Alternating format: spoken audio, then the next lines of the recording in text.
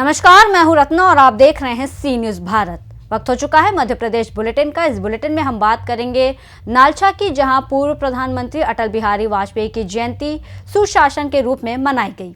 आगे बात होगी रायसेन की, जहां पूर्व प्रधानमंत्री अटल बिहारी वाजपेयी की जन्म शताब्दी पर अटल शिक्षा रत्न और शिक्षा महाकुंभ का आयोजन हुआ।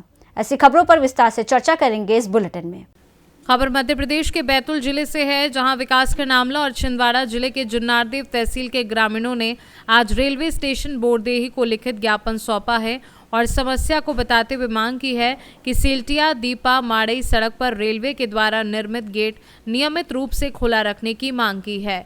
वर्तमान में यह गेट सुबह 6 बजे से शाम 6 बजे तक खुला रहता है, जिससे रात के समय सड़क पर पूरी तरह से यातायात बंद हो जाता है, जिससे ग्रामीणों को काफ़ी समस्याओं का सामना करना पड़ता है। वहीं ग्रामीणों के द्वारा उग्र आंदोलन की चेतावनी भी दी गई है। ग्रामीणों का क्या कुछ कहना है, सुनिए। को लेकर आज अपने ज्ञापन सौंपा है। आज हमारे क्षेत्र में जो रेलवे गेट पड़ता है, जो छिंदवाड़ा और बैतूल की सीमा के बीच पड़ता है और ये 2 तहसीलों के बीच भी पड़ता है, एक आमला और जुन्नारदेव के बीच में, जिसमें 2 बड़े स्वास्थ्य केंद्र और एक बोरदेही जो हमारा ठप्पा तहसील पड़ता है, वहाँ पर भी एक स्वास्थ्य केंद्र है। तो यह गेट जो है सुबह 6 बजे से शुरू होता है और शाम के 6 बजे जो है रेल प्रशासन के द्वारा बंद कर दिया जाता है। सुबह 6 के पहले यानी कि सारी रात 6 बजे शाम से लेकर सुबह 6 बजे तक के सभी तरह से आवागमन जो है बाधित होता है। यहाँ तक कि एक बाइक भी जो है वो रेलवे गेट क्रॉस नहीं कर सकती है। ऐसी स्थिति में क्षेत्र के सभी मरीजों को, विद्यार्थियों को या फिर किसानों को जो आवागमन करना पड़ता है, चूँकि बोरदेही एक व्यापारी क्षेत्र भी है, तो गल्ला परिवहन के लिए भी बोरदेही के लोग जो है किसानों पर ही निर्भर रहते हैं। किसान भी बोरदेही आवागमन करते हैं अपने माल का, अनाजों का।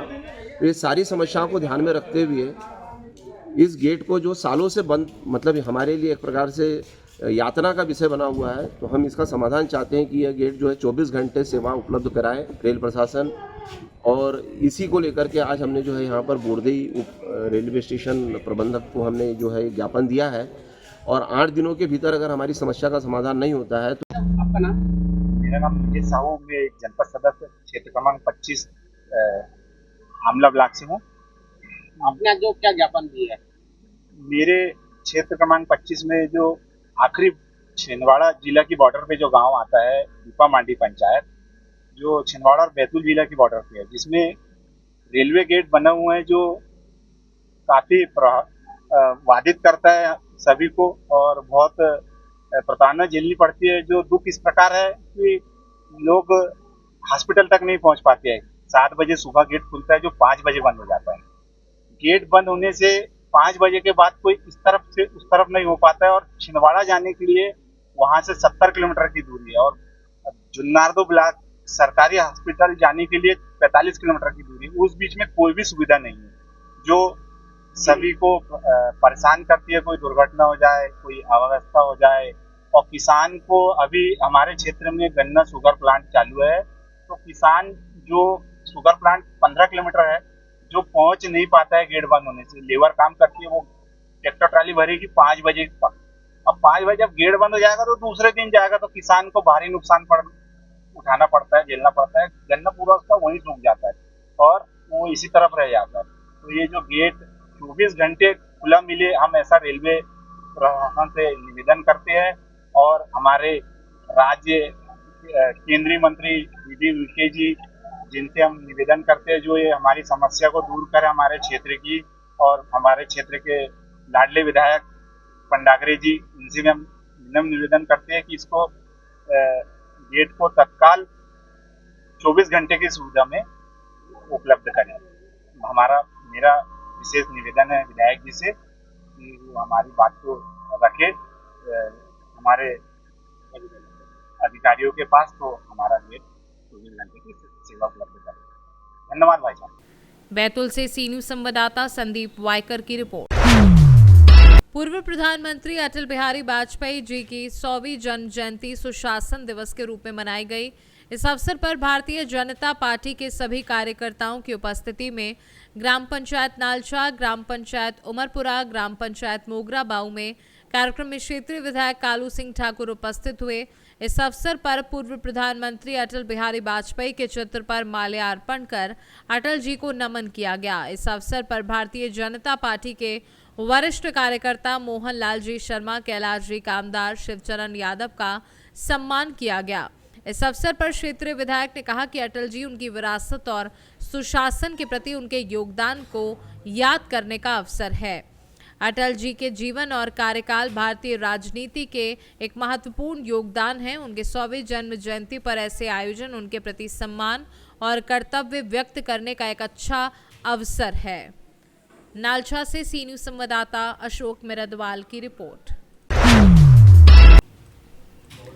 रायसेन जिले के बरेली में पूर्व प्रधानमंत्री भारत रत्न व स्वर्गीय अटल बिहारी वाजपेयी की जन्म शताब्दी पर अटल शिक्षा रत्न एवं शिक्षा महाकुंभ का आयोजन शिक्षक संदर्भ समूह मध्य प्रदेश द्वारा किए गए आयोजन में पहुंचे स्कूल शिक्षा एवं परिवहन मंत्री राव उदय प्रताप सिंह, साथ ही प्रदेश कर्मचारी संघ अध्यक्ष हेमंत श्रीवास्तव, दामोदर जैन मौजूद रहे। पूरे प्रदेश से आए शिक्षकों ने विभागीय मंत्री के सामने अपनी बात रखी और समस्याएं बताई। स्कूल शिक्षा मंत्री राव उदय प्रताप ने बड़ी सावगोई से अपने उद्बोधन में शिक्षकों की कमी सहित उनकी समस्याएं भी बताई। प्रदेश से आए शिक्षक शिक्षिकाओं को सम्मानित भी किया गया। जो 12-15 हज़ार में दूसरे लोगों को रखे हैं, उसके खिलाफ कोई ऐसी ठोस कार्रवाई करे जिससे दूसरे शिक्षक आ सके। मुझे लगता है ये व्यवस्था कार्रवाई से नहीं बदल सकती, ये आत्मचिंतन का विषय है। और शिक्षक एक ऐसा वर्ग है जो बड़ा अनुशासित वर्ग है और स्वाभाविक रूप से हर जगह चीज लागू होती है। राजनेता, अच्छा राजनेता, बुरा राजनेता, ईमानदार राजनेता, भ्रष्ट राजनेता, जैसे अच्छा शिक्षक और कमजोर शिक्षक। तो इस तरह की चीजें मुझे लगता है ये उनको आत्मचिंतन करते हुए एक हमने उनसे अपेक्षा की है, क्योंकि बच्चों का भविष्य आपके हाथ में है, इसलिए आप कम से कम मुख्य धारा से छोड़ो और जिन ऐसी गतिविधियों से जो बच्चों के जीवन को प्रभावित करती हैं और उनसे आप दूर होकर वो बच्चों के बेहतर जीवन या मतलब उनकी शैक्षणिक व्यवस्था में आप लगो, और ये मुझे लगता है समाज के हर वर्ग पर लागू होती है। मंत्री जी, आप शिक्षा मंत्री हैं और छात्र छात्राओं के जीवन में कई ऐसे पाठ्यक्रम में शामिल हैं जिनका कोई जीवन में उपयोग ही नहीं है। रायसेन से सी न्यूज़ संवाददाता अरशद मसूद की रिपोर्ट। खबर शिवपुरी जिले के पोहरी से, जहां शिवपुरी जिले के पोहरी और गोवर्धन थाना क्षेत्र में सितंबर और अक्टूबर माह में अज्ञात चोरों ने लाखों की चोरी की वारदात को अंजाम दिया था। चोरी के इस मामले में आज पोहरी और गोवर्धन थाना क्षेत्र में हुई तीनों चोरियों का खुलासा आज पोहरी एसडीओपी सुजीत सिंह भदौरिया द्वारा किया गया है। पोहरी एसडीओपी सुजीत सिंह भदौरिया ने बताया कि पुलिस ने मुखबिर से मिली सूचना के बाद टीम भेजकर ग्वालियर के महाराजपुरा थाना क्षेत्र के लक्ष्मणगढ़ के रहने वाले रवि लांगई उर्फ रवि गुर्जर पुत्र वकील गुर्जर को गिरफ्तार किया था। पूछताछ में तीनों चोरी कबूल की थी। वहीं आरोपी रवि ने अपने 4 साथियों का भी इन चोरी में शामिल होना बताया था।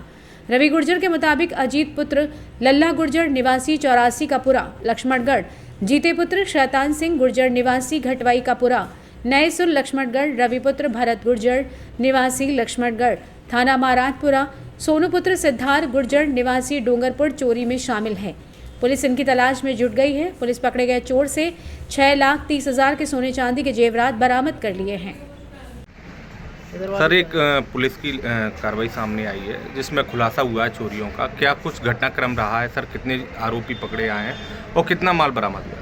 अक्टूबर 2024 में पोहरी अनुभाग अंतर्गत थाना गोवर्धन और पोहरी कस्बे में लगातार चोरियां हुई थी, जिसको लेकर श्रीमान पुलिस अधीक्षक महोदय द्वारा इस मामले में फटारसी के निर्देश दिए गए थे। लगातार इसमें टीम गठित की गई थी, ज्वाइंट थानों की टीम बनाई गई थी। टीम लगातार प्रयास कर रही थी।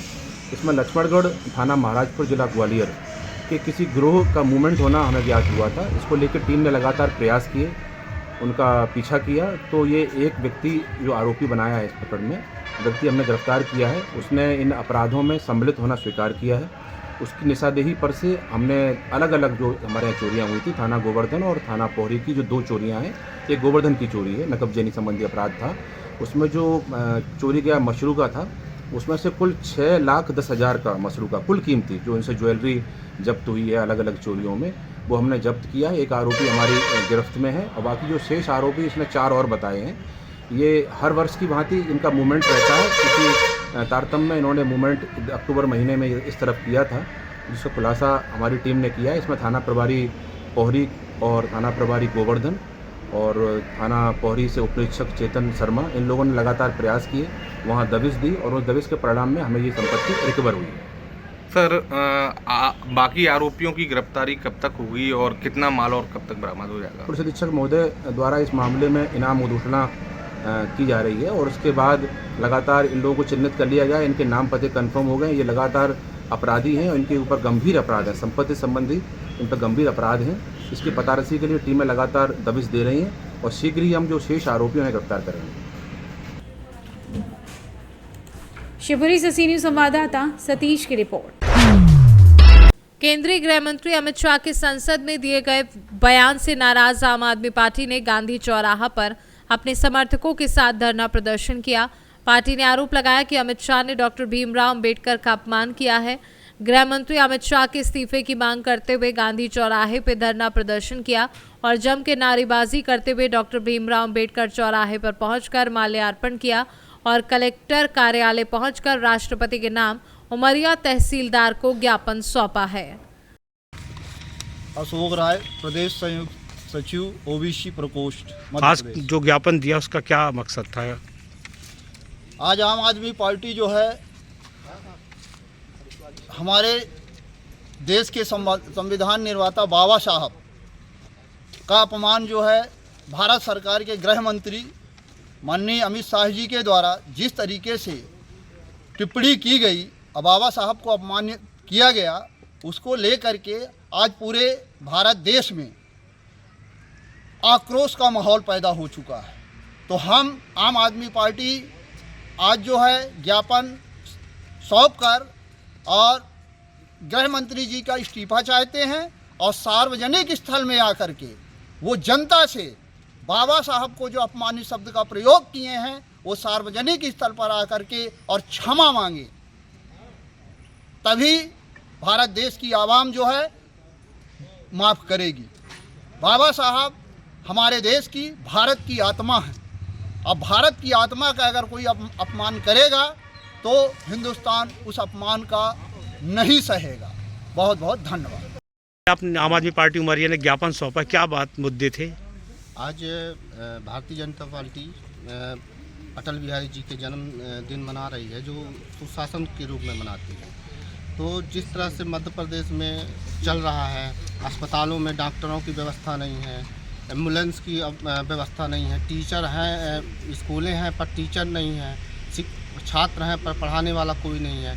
आज जो सुशासन के रूप में दिवस मना रहे हैं, हमारी तरफ से हम ये मान रहे हैं कि आज सुशासन दिन मना रहे हैं। बस धन्यवाद। अमित शाह जी को लेकर आपने कुछ टिप्पणी की है, वो क्या है? अमित शाह जी ने सदन में जो बोला था 17/12 को कि अंबेडकर इतना रट रही है विपक्ष, इतना नाम लेती तो 7 जन्म तक स्वर्ग मिल जाता। मैं ये कह रहा हूँ अंबेडकर साहब के लिए अमित शाह ने जो बोला है, उनके भारतीय जनता पार्टी के मन में कितनी घृणा है ये उनके वक्तों से जाहिर होता है। उन्होंने श्री प्रभु रामचंद्र जी के शिलान्यास में तत्कालीन उस समय के रामनाथ कोविंद जी राष्ट्रपति थे, उनको नहीं बुलाया था।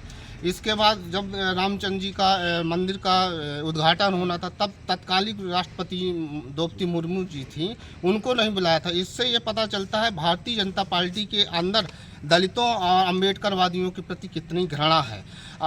इसी तरह ये मणिपुर में दलितों के साथ इतना अत्याचार हो रहे थे, वहाँ डबल इंजन की सरकार थी, पर उन्होंने उस अत्याचार, वहाँ जो झगड़ा हो रहा था, जो लड़ाई हो रही थी, उसके बीच में किसी न केंद्र सरकार ने हस्तक्षेप किया और न राज्य सरकार ने किया। तो इससे ये पता चलता भारतीय जनता पार्टी उमरिया से सी न्यूज़ संवाददाता नीरज यादव की रिपोर्ट। फिलहाल इस बुलेटिन में बस इतना ही। देश और दुनिया की तमाम बड़ी खबरों के लिए देखते रहिए सी न्यूज़ भारत।